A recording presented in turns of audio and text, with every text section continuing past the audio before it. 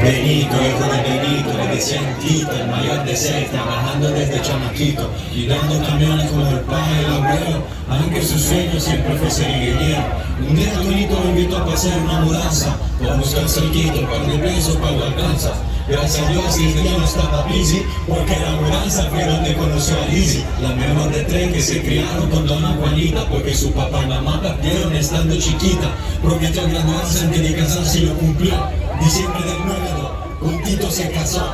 Antes de irse pan delante, donde se conocieron y vieron en Morales, en donde hicieron el nieve. Que en Bayamón la primera vez vieron.